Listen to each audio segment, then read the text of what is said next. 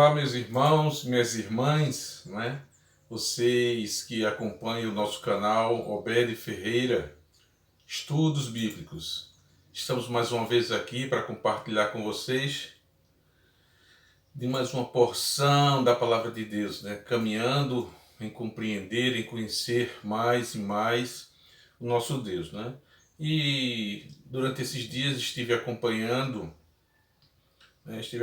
o nosso canal e percebi que muitos de vocês, né, que acompanham o nosso canal ainda não fizeram a sua inscrição, né?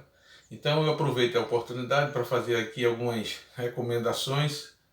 A primeira é que quando você assistir, né, os nossos vídeos, e você dê lá o seu like, né, dê o joinha, né? Também vocês acionem lá o sininho para que toda vez que eu colocar os meus vídeos, né, no ar, ou na internet, vocês sejam notificados de que estarão recebendo mais um vídeo, né? E outra coisa também é compartilhe com quem você ama, com quem você tem um propósito, né, de levar a palavra de Deus, levar os assuntos concernentes à vida do nosso Senhor e Salvador, né? Também do nosso Senhor Jesus Cristo, e para que assim essas pessoas tenham acesso, assim como você, assim como nós, também possa ter esse contato com a palavra de Deus, né? E seguindo a nossa jornada, nossa série de estudos sobre as doutrinas bíblicas, nesse dia nós gostaríamos de compartilhar com vocês sobre as doutrinas da salvação e da eleição. Lembrando que você que é inscrito no nosso canal, mas que ainda não percebeu, lá tem todos os vídeos gravados, né? Todos os vídeos que eu lancei. Hoje contamos com 70 vídeos lá no nosso canal, né? Então são 70 temas diferentes que você pode acompanhar. Então é só você rolar, né, a barra e você vai ver a lista de todos os estudos, todas as reflexões que nós temos compartilhado, né? E nesse dia nós vamos falar justamente sobre a salvação e eleição, né? Vários grupos religiosos têm acompanhado esses temas principais sobre Deus, sobre Jesus Cristo, sobre o Espírito Santo, sobre alguns temas que envolvem a natureza humana, não é? Como perdição, salvação, pecado, igreja, a vida da igreja. Então são vários temas que giram em torno de tudo que é Deus. Então é importante que nós estejamos atentos a esses conhecimentos, né? E o público-alvo desses nossos estudos, primeiro, né, é para você que é servo de Deus, você que um dia aceitou Jesus Cristo como único e suficiente Salvador. Também para você que é novo convertido, não é? Você que está iniciando os primeiros passos na vida cristã, começando a ter os primeiros contatos com as doutrinas bíblicas. É verdade, se você é um novo convertido e frequenta regularmente a sua igreja, certamente que a sua igreja ela tem lá uma classe reservada destinada para vocês. Mas aqui você pode ter justamente um complemento, né, do que vocês têm recebido lá na sua classe. Lá você recebe ainda o leitinho, né? Aquele leitinho espiritual. Mas aqui você já pode passar a ter os primeiros contatos com um alimento mais sólido, mais firme, né?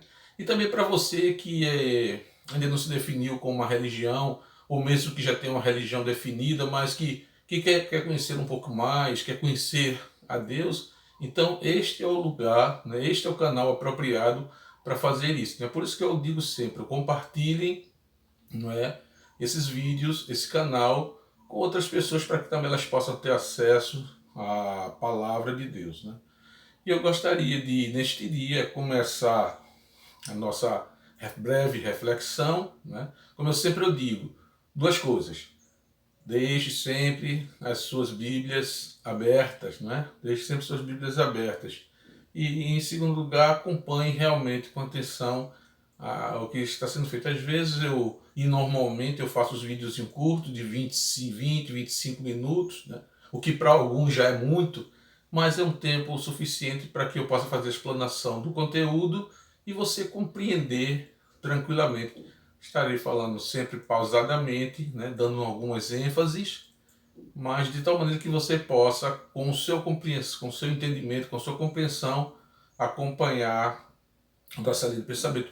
E para esses dois temas de salvação e eleição, eu gostaria de começar fazendo a referência à carta aos Romanos, no capítulo 6, versículos 23. Aqueles que já estão mais familiarizados com a palavra de Deus já sabem do versículo que eu vou citar, mas se você ainda não tem essa intimidade com a palavra, é bom que busque, não é? Porque cuidais de ter nela a vida eterna.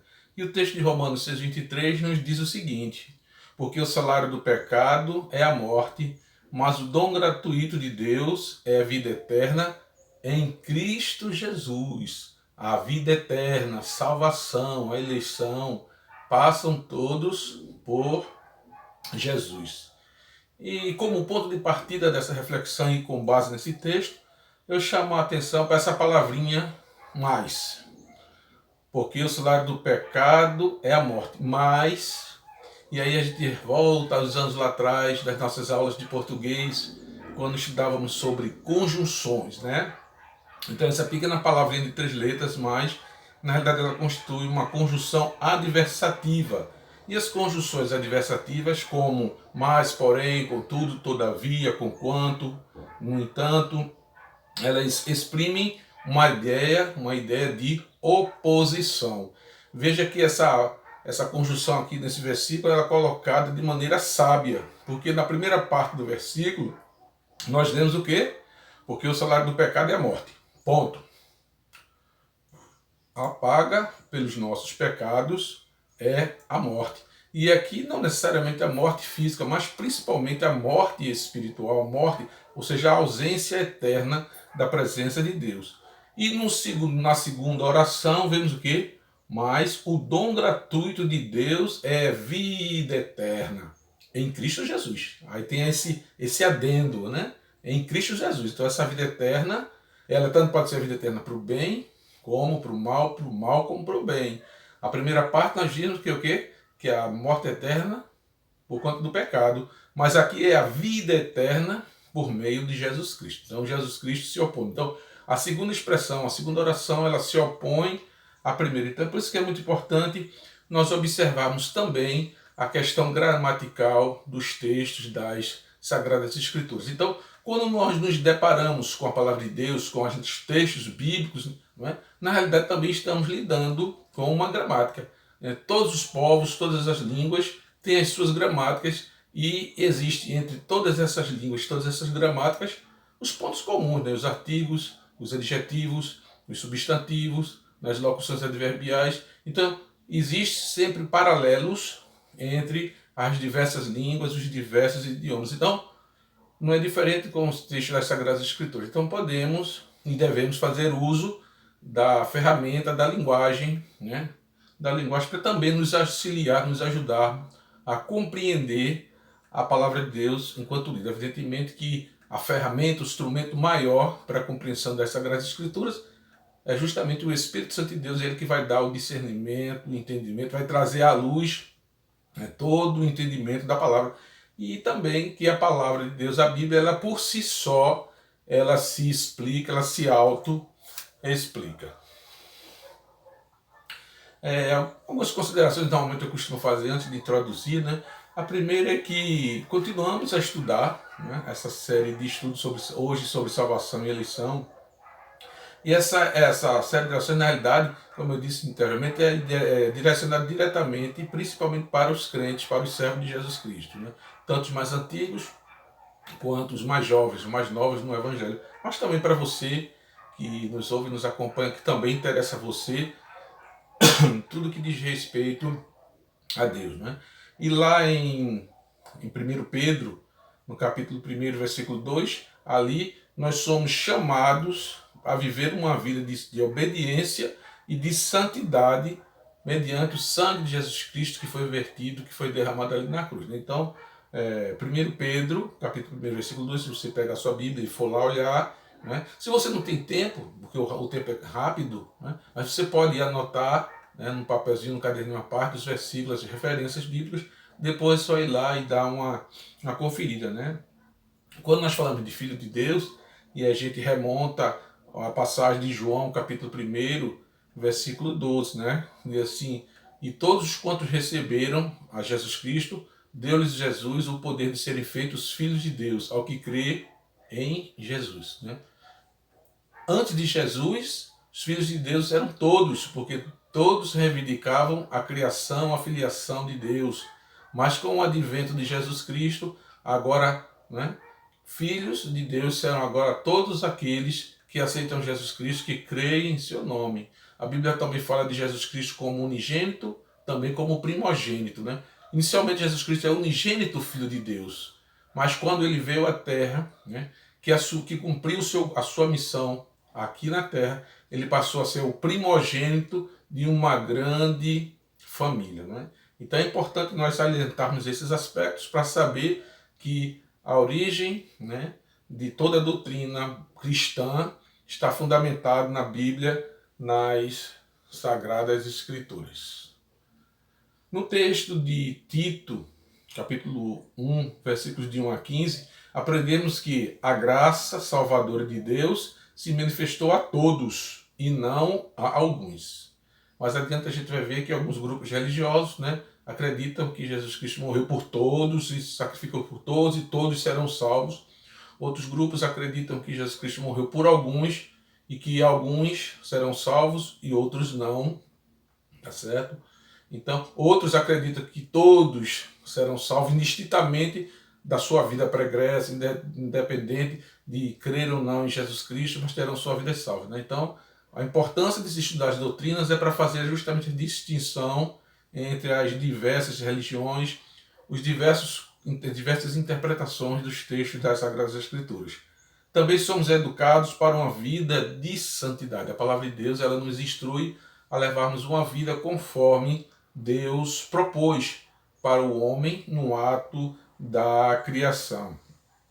Devemos aguardar a manifestação da glória de Jesus Cristo, que está preparado para os últimos dias. Que essa é uma outra doutrina, a doutrina da escatologia, a doutrina dos últimos tempos, né? Então precisamos levar uma vida de santidade, porque não sabemos quando Jesus virá para nos buscar. Então devemos estar constantemente, diariamente preparados para a vinda de Jesus Cristo, né? E também para que nós sejamos purificados de toda iniquidade ou de toda injustiça. Para isso precisamos ser zelosos com as coisas de Deus e dando frutos de boas obras. Uma outra coisa importante que eu destaco é que em Romanos, no capítulo 6, temos ali dois destaques. No livro de Romanos, no capítulo 6, fazemos dois destaques. O primeiro é que somos plenamente salvos por Jesus Cristo.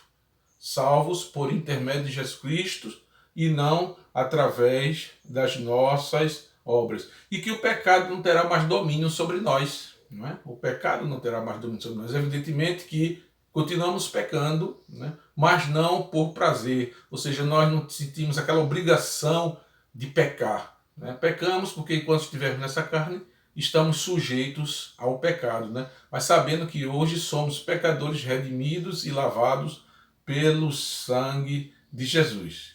Então, antes servíamos ao pecado, era escravo do pecado, nós não tínhamos querer, porque o nosso querer agia em função do que o pecado cobrava, exigia de nós. Mas agora, em Jesus Cristo, somos chamados para servir a justiça e a justiça de Deus. Não a justiça meramente dos homens, porque a justiça do homem não opera a vontade do Pai. Veja que são pontos importantes, né, que introduzem esses dois temas, né, salvação e eleição. O primeiro ponto que a gente vai comentar é justamente sobre a salvação. Né? A salvação ela é otorgada, ela é dada pela graça de Deus, como está previsto e escrito lá em Efésios 2, 8 e 9. Pela graça sois salvos mediante a fé. Isso não vem de vós, é dom de Deus. Não vem das obras, para que o homem não se glorie. Então a salvação é uma graça de Deus. Ou seja, graça é uma bênção que nós não merecíamos. Mas também é fruto da misericórdia de Deus. E misericórdia é quando nós merecíamos e não recebemos. Merecíamos aquele castigo, né? Mas pela misericórdia de Deus nós fomos poupados. E isso tudo mediante o arrependimento. Né? Precisamos nos arrepender para que com arrependimento venha também o perdão pela fé em Jesus Cristo. Ou seja, o arrependimento tem que ser pela fé em Jesus Cristo. Mas como é que nós vamos crer em Jesus Cristo se nós não conhecermos quem é Ele, né? Qual é o propósito dele, o que é que precisamos fazer para obedecê-lo, para agradá-lo, né? Outra coisa, a salvação ela é individual e intransferível, né? A alma que pecar, essa morrerá. Mas aquele que fizer a opção por Jesus Cristo obterá a vida eterna. E ela não é transferível. O pai não salva o filho não salva o pai, o tio não salva o sobrinho não salva a tia. De sorte que ela também é intransferível. É um dom gratuito oferecido a todos os homens, ou seja, todos os homens receberam, né, a oportunidade de serem salvos. Evidentemente que nem todos, e não poucos, né, têm rejeitado, e muitos já rejeitaram e morreram, né, sem alcançar a salvação. E outra coisa, portanto, que eu gostaria de destacar inicialmente sobre salvação, é que a salvação ela compreende quatro aspectos, né? Quatro aspectos da vida do homem, da vida do ser humano. Primeiro, a salvação ela apresenta a regeneração. Em segundo lugar, ela apresenta a justificação. Em terceiro lugar, a santificação. E em quarto lugar, a glorificação. Né? Então, esses quatro aspectos eles fazem parte do conjunto da salvação. Então, a salvação é um conjunto dessas quatro situações. Né? Então, pela salvação, o homem tem a tendência, né, natural de se auto-justificar. Né? Quando se fala de salvação, né, aí o homem tem aquela tendência de se justificar. Não, mas eu fiz isso por amor. Né? Ele mata a esposa, mas alega que é por amor. Né? Ele comete um roubo, diz, não, foi por necessidade. Então o homem tem uma tendência natural, né, de negar a sua própria culpa. De negar a sua própria culpa, ou seja, a autojustificação. Mas nós sabemos, evidentemente, aqueles que creem, que conhecem a palavra de Deus, que é Cristo quem nos justifica e não os nossos próprios atos. Porque se a nossa salvação dependesse da nossa vontade, qual homem em sã consciência, né, se condenaria? Então a tendência do homem é a autojustificação. Então a autojustificação tende a anular o sacrifício de Jesus Cristo. Então aqui em Cristo a culpa ela já não é mais oculta. O homem já não sente mais a necessidade diante de Deus, diante de Cristo, de ocultar a sua culpa. Muito pelo contrário, ele agora vai confessar a sua culpa, né? Se confessares os vossos pecados, Deus é fiel para perdoar e purificar os pecados de toda injustiça. Então, aquele que tem consciência da soberania, do amor, do poder de Deus, já não sente mais a necessidade de ocultar seu pecado, de se justificar, passando agora assim o quê? A apresentar diante de Deus as suas falhas, as suas limitações, as suas necessidades, porque afinal de contas, como diz lá no Salmo 103, assim como o pai se compadece de filho, o Senhor se compadece de nós, porque ele lembra, e ele conhece a nossa estrutura, e lembra que somos pó. Salmo 113, versículo 12, 13 e 14, por aí. Portanto, a vida é preservada da tribulação e cercada de alegres louvores de livramento para todo aquele que entrega a sua vida a Jesus. Salmo 32, versículo 7. Ainda sobre o tema da salvação, né? Lembra que acabamos de falar sobre quatro aspectos, né, que são envolvidos pelo tema salvação. O primeiro dele é a regeneração. Né? Quando eu falo de regeneração, eu trago sempre à memória aquela figura daquela lagartixinha lá, né, daquela víbora nas paredes. Quando alguém bate nela, quando um predador avança nela, ela solta lá o rabinho fica lá mexendo e ela corre, e o predador pensa que ali é a presa, mas não, ela largou o rabinho dela ali e foi-se embora. Mas quando nós observamos, dias depois, no lugarzinho do rabinho que caiu, começa a brotar, começa a nascer, começa a regeneração de uma nova cauda, né, de um novo rabinho ali. Então isso chama-se regeneração. E o crescimento daquele novo rabo não depende da vontade da lagartixa, nem da víbora, mas ali é a própria natureza que Deus criou que faz aquele crescer. Então a regeneração não depende da vontade do homem, mas sim do plano de Deus. Né? Então a regeneração é um ato inicial pelo qual Deus faz renascer novamente o perdido pecador, tornando uma nova criatura pelo arrependimento e pela fé. Atos, capítulo 2, versículo 38.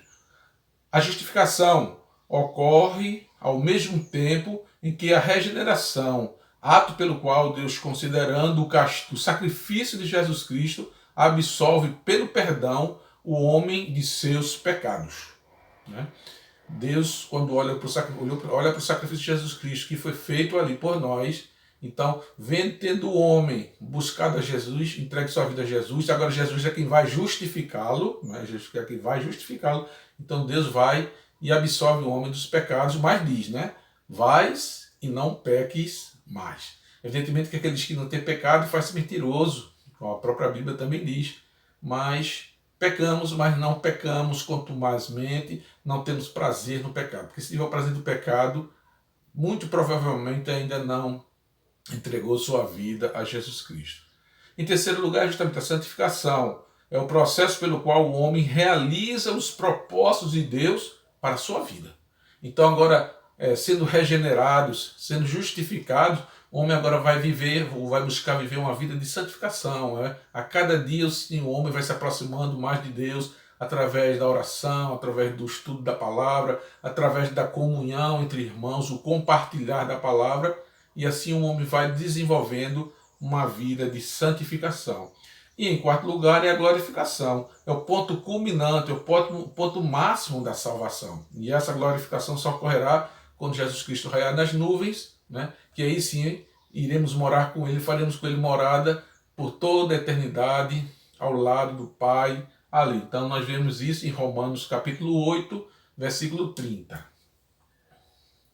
Então, essas palavras que eu falei até agora, breves palavras, mas dão a vocês, ou nos dão uma dimensão do que vem a haver realmente salvação. Evidentemente que existem outros versículos, outras passagens, outras conclusões que nós podemos chegar referente à salvação, né? Mas em linhas gerais, a doutrina da salvação aborda esses principais aspectos, né? O segundo ponto é justamente sobre a eleição. A palavra eleição, ela não aparece no Antigo Testamento, só no Novo Testamento. Já a palavra eleito aparece 4 vezes no Antigo Testamento. Isaías 42, 1, Isaías 45, 4, Isaías 65, 9 e 22. E no Novo Testamento também aparece a palavra eleição. Então veja, eleito só no Novo Testamento. Mas eleição só no Novo Testamento, mas eleito tanto no Novo quanto no Antigo Testamento. Em que alguns grupos creem sobre a eleição. Primeiro, a vontade de Deus. O que é que se pensa a respeito da vontade de Deus? A eleição só depende da vontade e do poder de Deus. Desconsidera a retidão e o amor de Deus e desconsidera a vontade humana. Ou seja, na salvação é plena vontade de Deus, não havendo nenhuma participação do homem. Mas isso está lá em Tiago 4, 7. Né? A vontade, o texto não diz que é só a vontade de Deus, mas que também depende da vontade do homem. E a gente tem prova disso, de que quantas pessoas já não morreram renegando Jesus Cristo. E ainda hoje a gente vê pessoas renegando Jesus Cristo. O período da pandemia passou aí, está passando, mas quantas pessoas não mostraram os dentes, né, com relação a essa enfermidade diante de Deus? Um outro ponto que se observa, a salvação de poucos. Veja que anteriormente falei alguma coisa sobre isso, mas muitos acreditam que a salvação é para poucos. Deus deseja salvar apenas alguns poucos. Desconsidera João 3,16 e 2 Timóteo 2, de 1 a 6. Você que é novo convertido, se eu pedir para você citar João 3,16, certamente você diria, né? Porque Deus amou o mundo de tal maneira que deu seu Filho unigênito, para que todo aquele que nele crê não pereça, mas tenha a vida eterna. Então, Deus mandou a Jesus Cristo para salvar toda a humanidade. Mas, infelizmente, nem todos aceitaram. Com relação à eleição de indivíduos, ou seja, de indivíduos, alguns são destinados para a salvação e outros para a perdição eterna. Novamente nega João 3,16 e Apocalipse 22, 17. Existem duas escolas de teologia que discorrem sobre esse ponto. Primeiro, o calvinismo, que diz que Jesus morreu para salvar alguns, os eleitos, essa chamada expiação limitada. E o outro grupo é o arminianismo, diz que Jesus morreu para salvar todos, aí a chamada expiação ilimitada, né? Enquanto o calvinismo diz que Jesus Cristo, a salvação é para alguns, para os eleitos, né? Armínio afirmava que a salvação era para todos, indistintamente. Então, existe também um quarto pensamento que fala sobre isso, sobre o fatalismo. Para o fatalismo, a eleição é estabelecida pelo fatalismo, né? Alguns serão salvos e outros estarão perdidos pela obra do acaso, simplesmente pela fatalidade, não considerando os seus atos, ou seja, se o homem foi bom ou se foi mal, ele vai ser salvo, né? Ele pode ser salvo sendo bom e ele pode ser salvo sendo mal, ou seja, a sua salvação é fruto de uma casualidade, é fruto de um acaso. Portanto, não adianta negar o evangelho, pois mesmo assim estarão salvos. E aí onde é que opera a justiça de Deus nessa questão, né? Consideramos para a eleição, né, alguns pontos. Eleição é obra de Deus, de amor, né, lidando com o homem moralmente responsável por seus atos. Deus trabalhando ou lidando com o homem pecador, mas que é responsável pelos seus atos, né? Atos capítulo 2, 37 a 41. Né? Veja, lembre que lá em Gênesis, né? Lá em Gênesis a gente tem a passagem lá com Adão e Eva, né? Quando Deus disse, né? Mas do fruto da árvore não comerás, porque certamente morrerás. E aí entra Satanás em cena e diz, não, certamente não morrerás. E o homem, na liberdade da sua escolha, o homem caiu ali, não é? Então, a eleição não nega a vontade do homem, Mateus 23, 37 e 38. Bases da eleição. Aí, quais são as bases para ser eleito? Né? Primeiro, é a soberania de Deus, ou seja, Deus é soberano para salvar o homem, né? Iniciativa do Senhor, Mateus 20, de 1 a 16. Nesses 3 versículos, a gente vê a palavra de Deus discorrer sobre esse tema, né? A soberania de Deus. Em segundo lugar, o livre-arbítrio do homem. Gênesis capítulo 1, 27, que citou lá com Adão, né? Adão tinha a liberdade de comer ou não comer o fruto, né? Ele ouviu a mulher, que por sua vez ouviu a serpente, e todos os 3 caíram e cada um hoje paga, né, pelas escolhas feitas, né? E eu costumo dizer, né, nós somos livres para escolher, mas não somos livres das consequências de nossas escolhas. Então, o homem é responsável moralmente por elas, ou seja, por suas escolhas, por suas atitudes. O homem é capaz de sentir culpa. Veja que lá em Gênesis de novo, né, quando eles perceberam que estavam nus, que haviam pecado, eles correram e se esconderam. E Deus perguntou, onde é que tu estás? Então, ali surgiu, né, pela primeira vez o sentimento de culpa, ou seja, eles sentiram culpa por terem desobedecido a ordem e a orientação de Deus. Portanto, a soberania divina não anula a liberdade humana. Caso contrário, Deus se tornaria culpado pelo pecado do homem. Né? Se tudo passasse pela vontade de Deus, quando o homem cometeu esse pecado, a culpa foi de Deus? Não. A culpa é do homem. A culpa é do homem. Né? Então Deus deu o livre-arbítrio ao homem para o homem escolher ou não escolher ser salvo. Tá certo? Então o homem responde realmente por seus feitos. E para concluir, eu gostaria de dizer que a salvação e a eleição, tanto um como o outro, fazem parte dos milagres de Deus em Cristo Jesus. Fazem parte dos milagres de Deus em Cristo Jesus. E isso deve nos motivar a proclamar e testemunhar do seu amor.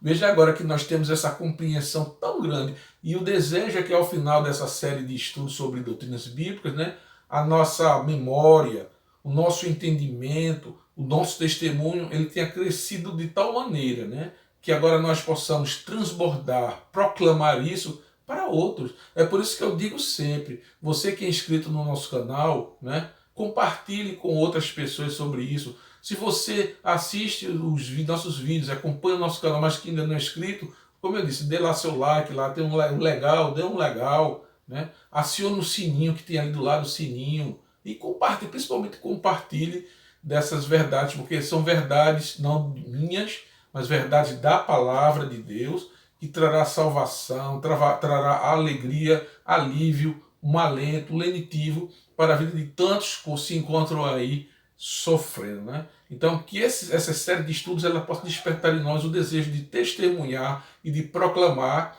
as boas novas de salvação, porque Jesus Cristo é a única esperança para o homem retornar à presença de Deus. A religião foi posta pelos homens para tentar, né, dissimular diante de Deus, mas a verdadeira religião é Jesus Cristo, porque o pecado fez uma barreira entre o homem e Deus, e a transposição desse grande abismo só pode ser alcançado por intermédio de Jesus Cristo, não é?